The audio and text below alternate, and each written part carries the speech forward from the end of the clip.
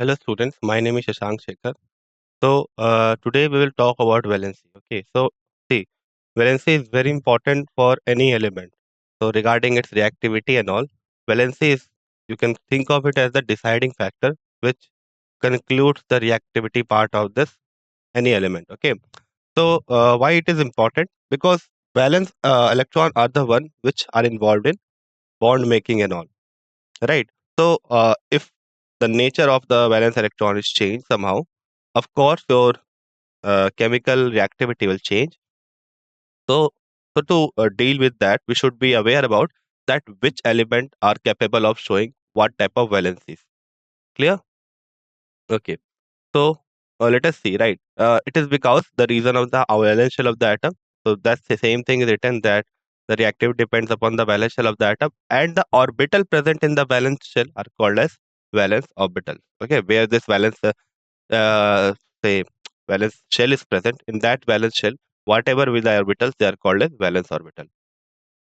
Now, the valence orbital will change depending upon the block that we are treating. So if we are treating getting along with the p block, or we are getting along with the s block, that will result in s orbital or p orbital. Now, uh, why is this orbital consideration important? Because electron energy is kind of the one which is decided by this orbital. Okay. So until and unless we don't have any idea about orbital, we cannot decide the energy of that electron.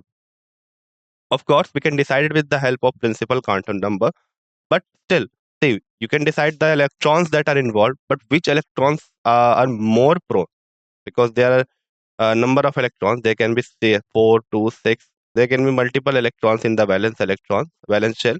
Now, which electron is more susceptible to reaction?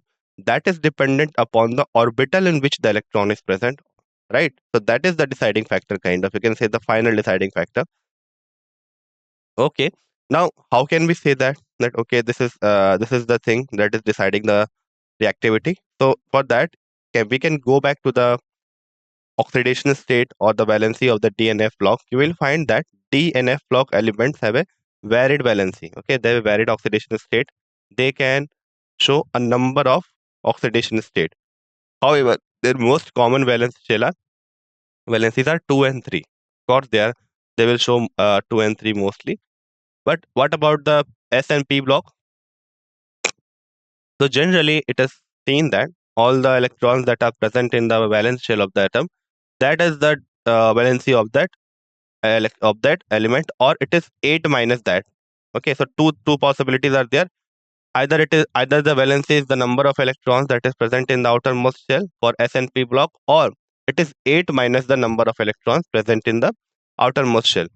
So when we consider the number of electrons as the outermost shell, it is generally for the alkali and alkaline metals, right? So that is considered as their valency. But if we are considering the 8 minus thing, then we say that it is mostly good for the P block element. Okay. Now, what is the variation in period? So as we move across a period from left to right, the number of valence electrons starts from 1 to 8. Okay, so we know that. So as we are moving from left to right, the number of valence electron is increasing, and it goes from 1 to 8. But the valency of element with respect to hydrogen and oxygen first increases from 1 to 4 and then decreases to 0. So we know it. So if we talk about the valence electron, then of course the valence electron increases as we move from left to right. But if we talk about the valency, then this thing is varying. Okay, so for first it goes from 1 to 4 and then it decreases again to 0. Now, what about the variation in a group? So the valency, means the number of valence electron is same in the group. Okay, therefore all the elements in the group exhibit the same valency. For example, group 1 element, to talk about the group 1 element, they all have a general configuration of ns1. Okay, so the number of valence electron is 1, right? And the valency is also 1. So those things are 1. Similarly, if I talk about the alkaline earth metals, then the number of valence electron is 2 and valence is also 2. So this is kind of fixed. Okay, so we don't have to worry about this. What about the noble gases? So noble gases have either 8 electrons. Okay, they have 8 electrons in their outermost shell, or 18 electrons in their outermost shell, and therefore they are zero valent. Zero valent means their valency is zero because they're chemically invert, because they're chemically inert, right? And the reason behind their chemical inertness is the completeness of octet. It is possibility is there that you may see some compounds of xenon, which is a noble gas, but if you talk about the elements that are present on the upper side of the group, then they have zero valency.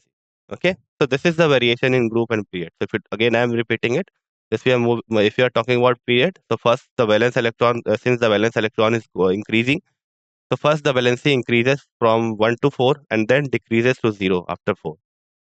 Whereas in a period it remains same. Okay, it remains same. It remains same. For example, for alkali metal it is 1, for alkaline metal it is 2 plus 2. Okay, for noble gases it is 8, sorry, 0, because it has a complete octet. Now most of these trends in chemical properties of elements, such as diagonal relationship, inert pair effect, effect of length and height contraction, will be dealt along the discussion of each group in later units. Okay, so we'll deal with this. So most of the trends in chemical properties such as diagonal relationship, okay, inert pair effect, effect of lengthenoid contraction, we will dealt along the discussion of the each group in later unit. Now in this section we will study the periodicity of valence state shown by the element and anomalous behavior of the second period element. So let us see. So what is the periodicity of valence or oxidation state? So the valency is the characteristics property of the element and can be understood in the terms of the electronic configuration. So that we know for sure, we have seen that your chemical reactivity depends upon the valency of the, say, element. Now the valency of representative element is usually equal to the number of electrons in the outermost shell, or 8 minus the number of electrons, so as shown below. So nowadays the term oxidation state is frequently used for valency. This is a very important term, I would say. This oxidation state will not be only of significance in this chapter, but also in the incoming chapters, including class 11th and 12th boards. If I talk about class 11th, so we have a redox reaction, which is very important for the, which is very dependent upon the oxidation state. Then we have electrochemistry in class 12th. We have coordination compound in class 12th. So like this, many of the chemistry is more about this oxidation state. And now this is the new terminology or the modern terminology that is used instead of valency, and that sounds more appropriate. Okay. Now consider two compounds of, say, OF2 and Na2. Now you would say that what is the order of, I will ask you that what is the order of electronegativity? So we have oxygen, fluorine, and sodium. So which one is most electronegative? So of course you will say that fluorine is the most electronegative, right? Then which is in the second number? Then we have oxygen, and at last, which is sodium, which is highly electropositive. We know it very well. So this is the order of your, say, uh, electronegativity. Now, if I say what is the oxidation state of each of these elements, so what would be the oxidation state? So if I talk about OF, say I'm talking about OF2. So what is the outermost electronic configuration of fluorine? So it is 2s to 2p5. It means that it has lack of one electron. So what it does, it shares it forms one bond, and during that formation of bond, it is sharing one electron with the oxygen. So two fluorines will share one electron with the oxygen. Now, being highly electronegative, fluorine is given the oxidation state of -1. Now, it is why it is mentioned here, why this example is taken specifically, because it is seen that in most of the cases, oxygen has an oxidation state of -2. So this is a general case that we encounter in every compound. Okay, but when we talk about oxidation state, we are not confined to the valency concept. Okay, so we deal with the electronegative path. Okay, electronegativity path. So you will see that since fluorine has a greater electronegativity than oxygen, this is very obvious. You can't put a positive sign on fluorine, and keeping in mind that oxygen, which is less electronegative, will bear a positive charge. Sorry, we will get a negative charge. So this is very in consistent with our electronegativity concept, right? So for that reason, we do it, and it is the actual. You can say it is the actual distribution of electron that must be present inside this compound. Because see, if fluorine is more electronegative, it must be getting most of the electron that is between the bonds. Means most of the shared electron density must be hovering over the fluorine. So this is very very true. Okay. Now for that reason, it will bear a negative oxidation state. That is equals to -1. Now, talking about oxidation state, we don't say that it is something that is related to ionic part. Okay, we don't say that if we dissolve it in water or in any other solvent, it will dissociate as 2F minus NO2 minus. So this is not the case. Of course, this is not the case at all. But what we do is we think of a hypothetical situation in which we think that, okay, if suppose this compound was to be ionic, okay, if suppose this OF2 was to be ionic, then what is the possible ions that it would have furnished? So we think it in that sense. We don't go by actual explanation. We just take a hypothetical situation in which we consider that this compound is ionic or any other compound whose oxidation state, whose elements oxidation state we have to know. We take them as ionic. Okay, so this is the scenario we take. Now we think that if it is ionic, then what would be the scenario if you have dissolved this ionic compound in water? So we take that hypothetical situation and then we assign the oxidation state. So this is the whole uh, thought process behind your consideration of oxidation state. Now coming back to the question or to the compound. So since there are two fluorine atoms, oxygen will have the outer electronic configuration of 2s to 2p4. Now it needs two more electrons. So therefore it shares its one electron and get two electrons more. Now as soon as share two electrons with two fluorine, so two fluorine will have a charge of -1. Each of this will have a charge of -1. And to neutralize this compound, since we have taken it as ionic and since it is neutral, so we will take the oxidation state of oxygen as +2. Okay, is it clear? So this is an exception and a very important, you can say a very important compound that can come in your exams and all. And you may be asked that what is the oxidation state, and there are chances that since a general perspective is in your mind that oxygen will bear a -2 charge, okay, -2 oxidation state always, and that would create a problem for you. Okay, so you must remember this compound.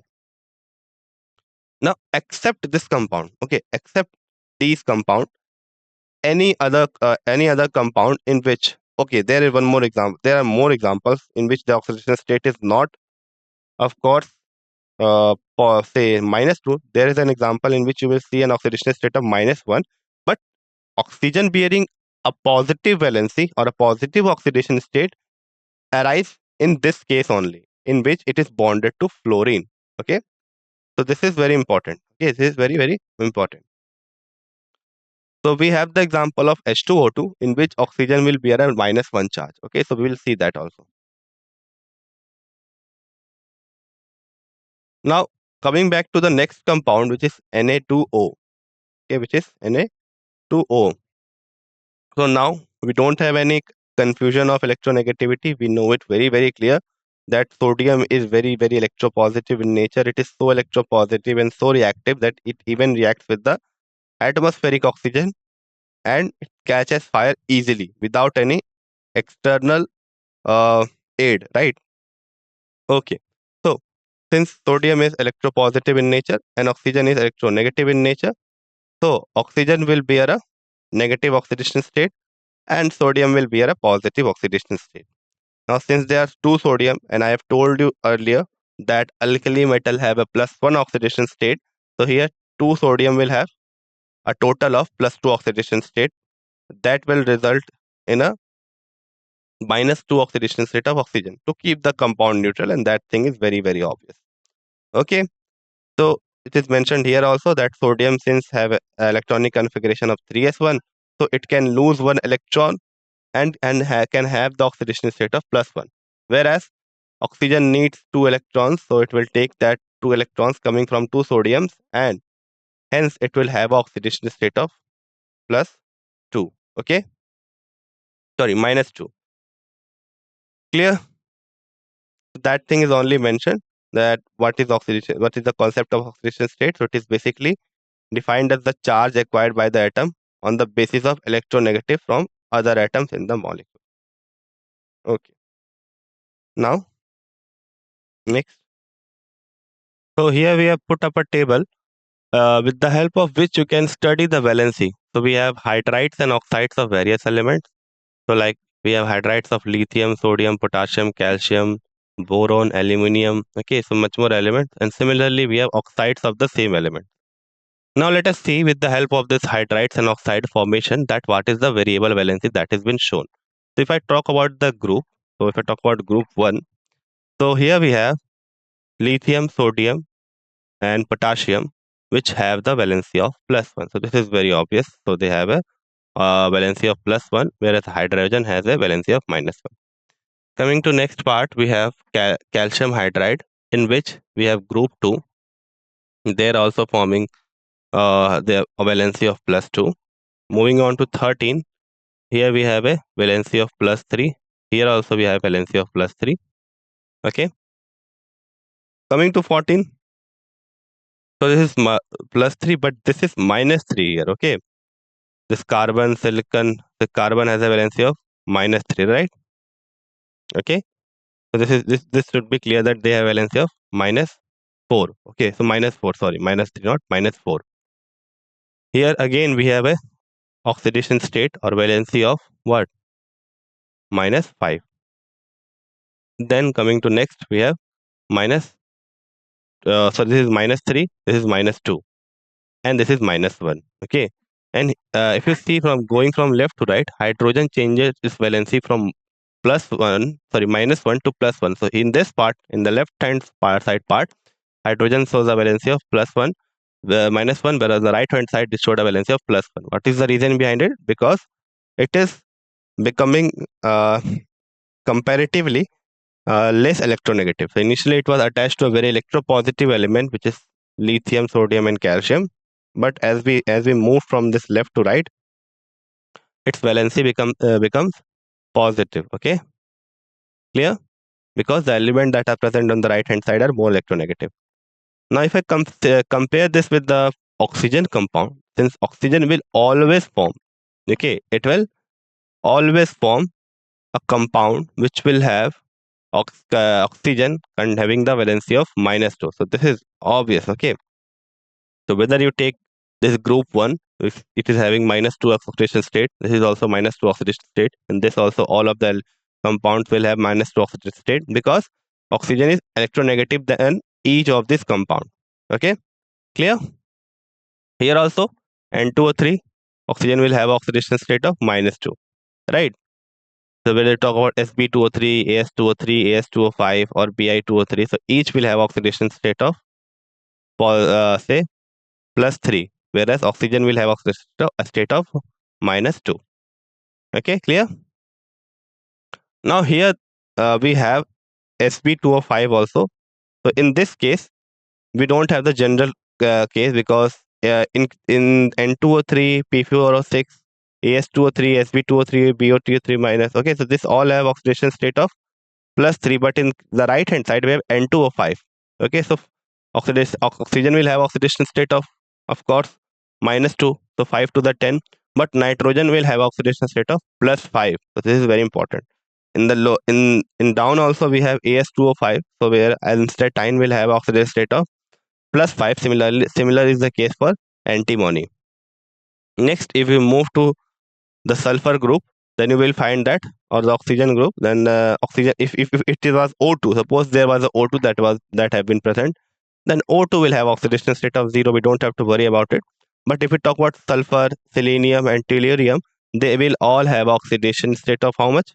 So it is 3 to just 6, that they will have oxidation state of +6. Okay, each of this will sulfur, selenium, and tellurium will have oxidation state of +6. Okay. Now, next we have Cl2O7, HF, sorry, yeah, Cl2O7. So, what will the oxidation state of this say oxygen here in Cl2O7? It will be again -2. So 7 to the 14. Now chlorine will have oxidation state of +7. So +7 into 2 +14. Clear? Now there are many elements which exhibit variable valency. So we have seen also some of those like This nitrogen is showing variable valency. Two compounds are possible in which nitrogen has two oxidation states. Similar is the case for phosphorus. So it is P4O6, it is P4O10, As2O3, As2O5, Sp2O3, and Sp2O5. Now, this characteristic is particular to the transition state and actinoids also, because they can show a much more greater extent of variable oxidation state as compared to this main group elements. Now let us just summarize all of the periodic property in one diagram, right? So we'll start from this part. Okay. So electronegativity increases from left to right. So I'm just spitting the facts here. I will not discuss the reason.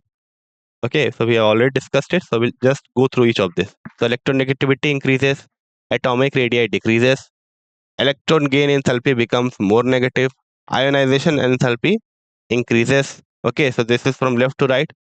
Okay, from up to down, if you talk about, then electronegativity increases from the bottom to top. Okay, and decreases from top to bottom. Similarly, electron gain enthalpy increases from bottom to top, whereas atomic radii increases from top to bottom, ionization enthalpy decreases from top to bottom, and metallic properties increases from top to bottom. Clear? Okay. Now, let us see a problem. So, using the periodic table, you have to predict the formula of the compound which might be formed by the following pair. So, silicon and bromine. Okay. And second is aluminium and sulfur. So, how you will approach this question, first of all? Okay, so we have silicon and bromine. So for that, you have to look upon the valence electron and the extent of electronegativity or the comparative electronegativity of the two elements that we have here. So let us see the solution. Okay, so if I talk about silicon, right? If I talk about silicon, so it is less electronegative as compared to bromine, right? Is this clear? Now silicon has oxidation state of +4, whereas bromine has oxidation state of +1. So they will exchange their valency to form the formula of SiBr4. Okay. Now what about sulfur and aluminium? Again, sulfur has oxidation state of +2. Sorry, we will not say +2 because +2 is would be very overconfident word, because we don't know whether the next element is electropositive, electronegative. But since it is aluminium, so I am saying that it would be -2, of course. Okay. For aluminium, it will be +3. So if you just exchange their valency, that will result in Al2S3. Now, let us talk about the anomalous behavior in case of second period element. So, the first element of the each group of group 1, that is lithium and beryllium, and group 13 to 17, that is boron to fluorine, differ in many aspects from each other. For example, the lithium, unlike other metal, alkali metal, and beryllium, unlike other alkaline metal, form compound with pronounced covalent character. So, what I am saying, what we are discussing here is the difference in the second period element in comparison to the group in which they are present. Like if you talk about say lithium or beryllium, so this is they are present in alkali and alkaline earth metal group. So they must be forming more ionic bond, but the case is not the one which we have predicted. Okay, we will see that the bond between them is kind of more electro covalent in nature. Okay. In fact, the behavior of lithium and beryllium is similar to the second element of the following group, like the magnesium and calcium. Okay, so we will talk about this. Okay, so we'll see that periodic table. You will see it. See this, that. So let us move to the periodic table first of all. So this is something called diagonal relationship. So you will see a diagonality. Okay. So if you just bring the image of the periodic table in your mind, you will see that in a diagonal form. Okay.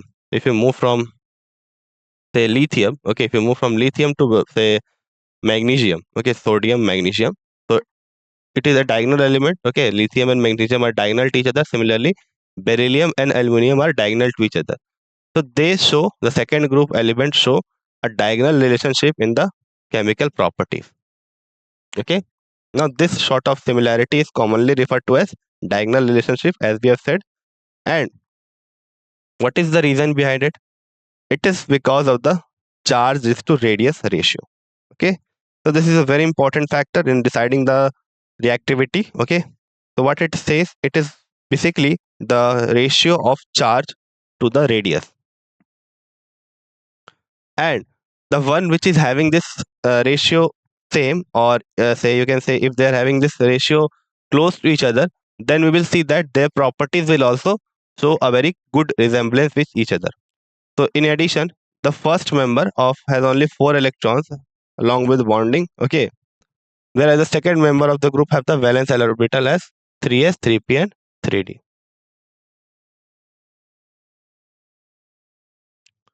Now, in the group, the increase in atomic and ionic radii with increase in atomic number generally results in gradual decrease in ionization enthalpy and a gradual increase in electron gain enthalpy in case of the group element. Thus, the metallic character decreases. So, we are talking about the general characteristics. Okay, so we'll just go through these facts one by one. The metallic character increases down the group and non-metallic character increases. This trend can be related with their reducing and oxidizing power, which we will later in the redox reaction. In the case of transition element, however, a reverse trend is observed. This can be explained in terms of atomic size and ionization enthalpy. Okay, so this was all for today's class. With this, I end my lecture. Thank you.